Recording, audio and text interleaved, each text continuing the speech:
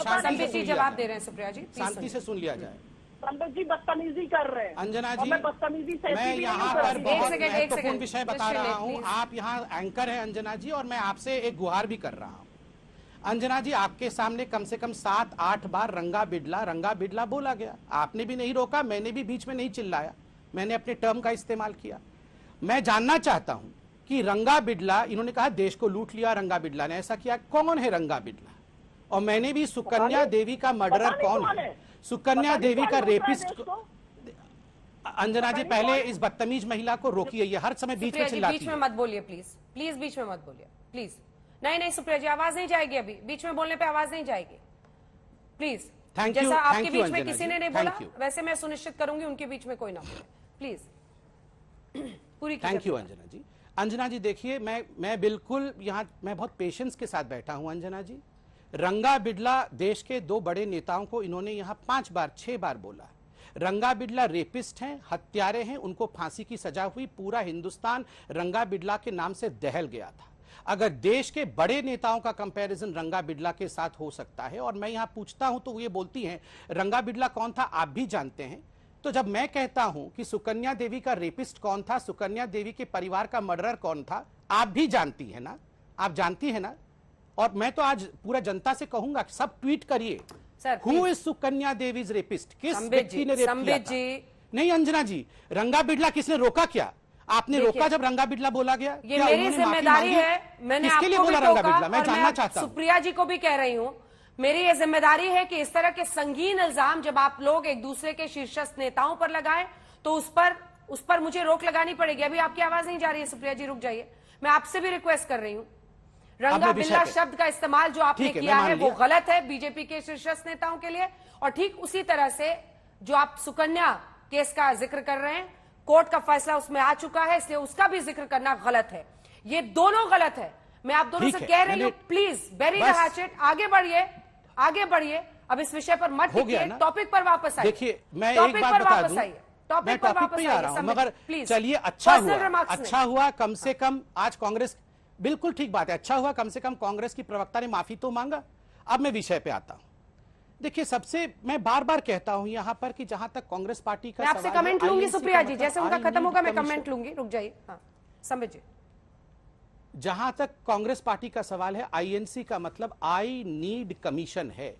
हर देश में आज अगर भ्रष्टाचार का पर्यायवाची शब्द कोई है तो वो कांग्रेस का पहला परिवार है। और देश की हालत इतनी खराब है, ये बता रहे हैं, बोल रहे हैं कि हमारी, वैसे तो कांग्रेस पार्टी का आईना ही कहां है जो हम उनके आईने को देखेंगे। हम जनता के आईना को देख रहे हैं। अंजना जी, सर्वे हो रहे हैं, रोज सर्वे में रिपोर्ट आ रहा है कि किस राज्य में क्या आने वाला है नतीजा। और केवल इतने ही नहीं, 5 राज्य के चुनाव हुए थे अभी, वो भी जनता का आईना था। जनता के आईना में प्रतिबिंब किसके प्रति आया यह भी आपने देखा है। 50 चुनाव हुए हैं देश में राहुल गांधी जी के नेता बनने के बाद, जो आज ये भारत तोड़ो यात्रा में निकले हुए हैं। 50 चुनाव में गिन करके 40 चुनाव में राहुल गांधी की पार्टी की हार हुई है उनकी अध्यक्षता में। उसके बावजूद देखिए, ये ठीक है कांग्रेस की प्रवक्ता है, उनका अधिकार है, कांग्रेस के पक्ष में ही बोलेंगी, मगर अनर्गल बोलना, अहंकार के साथ बोलना, इतना चिल्ला चिल्ला कर बोलना।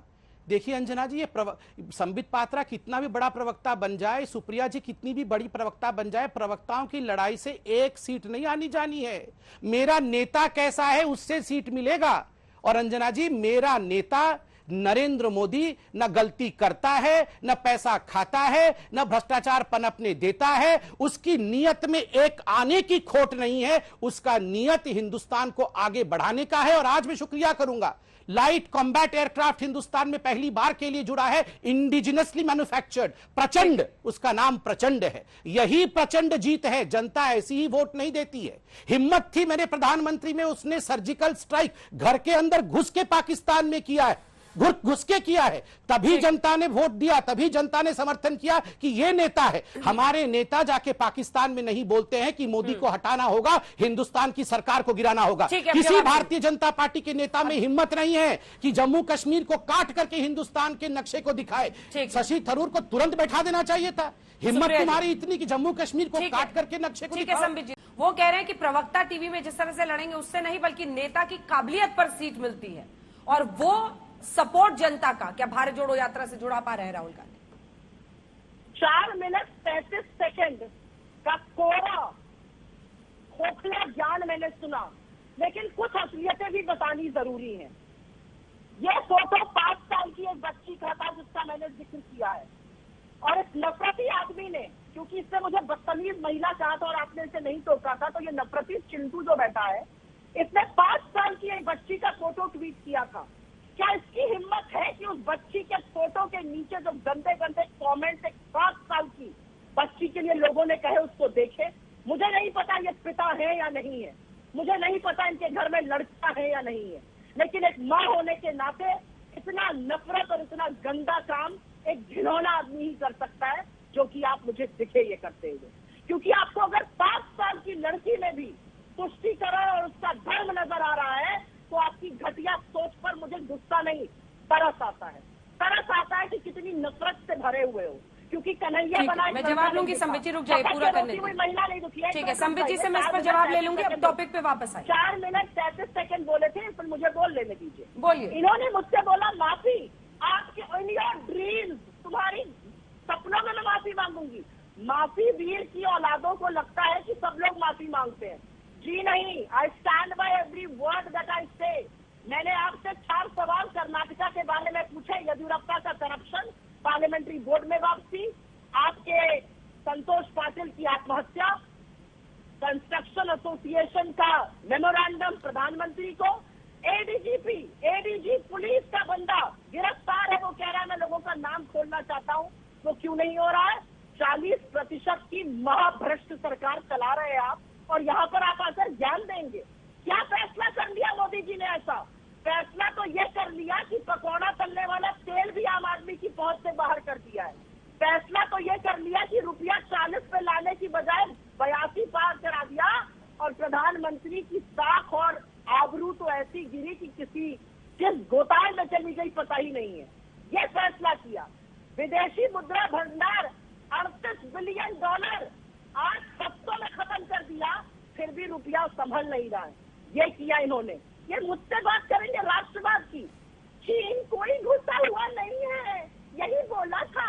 आज चीन का पीएलए भी यही बोलता है कि आपका प्रधानमंत्री जब ये कह रहा है तो आप हमसे क्या आकर बहस करते हैं? चीन का पीएलए और मोदी जी देश के प्रधानमंत्री एक ही भाषा में बोलते हैं। जिस पेट्रोलिंग पॉइंट तक हम गश्त करते थे, वो पेट्रोलिंग पॉइंट बफर जोन में डाल दिया। ये काम किया है इन्होंने। ये क्या राष्ट्रवाद बताएंगे? ये तिरंगे की कुछ बात कर रहे थे, ये कर्नाटक के झंडे की कुछ बात कर रहे थे। मुझे तो फक्र इस बात का है कि मेरा नेता वो नहीं है जो झंडे को गमछा बनाकर अपना पसीना साफ करने लगे। वो नहीं है मेरा नेता जो गमछे को पसीना बनाकर, राष्ट्रध्वज को गमछा बनाकर पसीना साफ करे।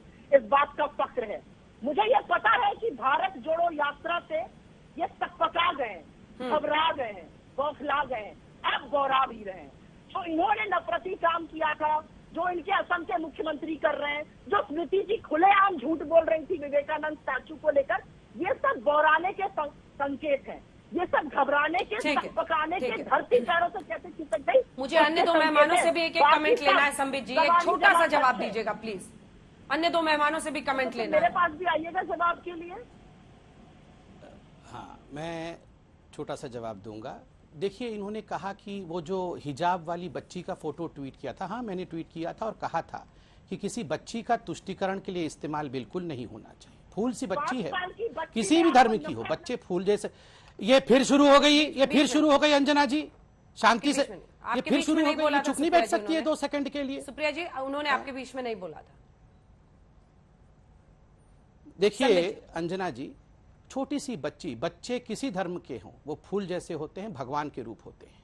मगर बच्ची के हिजाब वाली फोटो को ट्वीट करके जो तुष्टीकरण की राजनीति राहुल गांधी ने की, ये वही राहुल गांधी है जिसने 2017 में एक भाषण में कहा था कि ये संघ वाले महिलाओं का अपमान करते हैं क्योंकि आपने कभी किसी संघ की लड़की को हाफ पैंट में देखा है?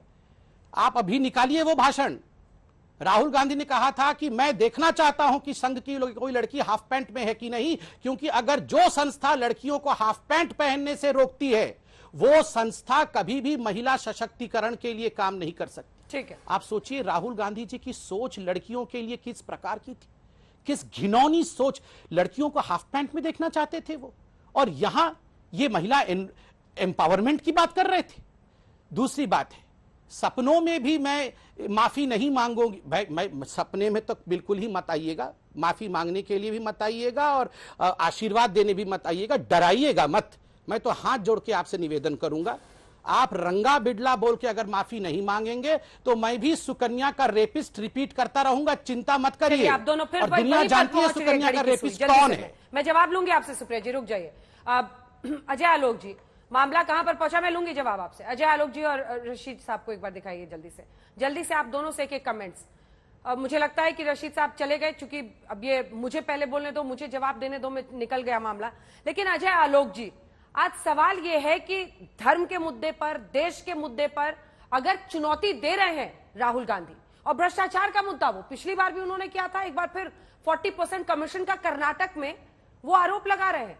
इधर नितिन गडकरी, दत्तात्रेय होस बोले, सब कह रहे हैं बेरोजगारी, महंगाई, गरीबी दानव बना हुआ है। ये तो 8 साल के मोदी सरकार के बाद कह रहे हैं ना। देखिए अंजना जी, शासक अच्छा वही होता है जो अपने शासन के दौरान और क्या क्या इंप्रूवमेंट कर सके और क्या क्या बढ़ोतरी कर सके उसके बारे में उसका ध्यान हो, ना कि बल्कि आत्ममुग्धता में जो मग्न हो। आज कम से कम ये माना जा रहा है कि देश में अभी भी 20 करोड़ लोग, जो संघ के सरसंचालक ने कहा कि देश के 20 करोड़ लोग गरीबी रेखा से नीचे रहते हैं, 375 रुपए की आय नहीं है, ये चिंताजनक है। आज जब नितिन गडकरी कहते हैं जात पात छुआछूत करते हैं अभी भी बचा हुआ है देश में, तो बिल्कुल ये तारीफ करने की बात है, क्योंकि वो शासन कर रहे हैं और शासन करने के दौरान उन्होंने ये सब चीज को महसूस किया, अनुभव किया है, तो इसके कारण इस पे कार्य करने के लिए अग्रसित रहेंगे। न कि बल्कि ये कहना शासन के दौरान कि poverty is a state of mind, तो उसमें शासन करने के तरीके का अंतर पता चलता है। मुझे अभी इस पर्सनल तूतुमे पे कुछ नहीं कहना है। मैं बस ये कहना चाहता हूं कि आज की तारीख में राजनीति में परसेप्शन बड़ी इंपॉर्टेंट चीज होती है। मैं हमेशा कहता रहा हूं, अवधारणा बड़ी इंपॉर्टेंट चीज है। आप जब भ्रष्टाचार पे बात करते हैं तो साथ के साथ भ्रष्टाचार के कितने आरोप आप पे लगे हुए हैं, आप कैसे कैसे हैं, उनका भी स्पष्टीकरण बिल्कुल होना चाहिए। बिल्कुल भारत जोड़ो यात्रा हो रही है, बहुत अच्छी बात है। कांग्रेस अपनी कोई जमीन अगर वापस करे तो देश के लिए अच्छा होगा, क्योंकि विपक्ष को मजबूत होना चाहिए लोकतंत्र में। लेकिन साथ के साथ आईना देखना और पर्सनल कमेंट्री करने से बचना चाहिए, क्योंकि पर्सनल कमेंट्री से नुकसान ही होता है, उससे कोई फायदा नहीं। 30 सेकंड का रिमार्क लेंगे सुप्रिया जी आपसे और संबित जी से। कांग्रेस ने जिस मेहनत से नवरत्ना, मिनी नवरत्ना बनाया और जो सेल लगाई मोदी जी ने, वो बहुत बढ़िया राष्ट्रवाद है।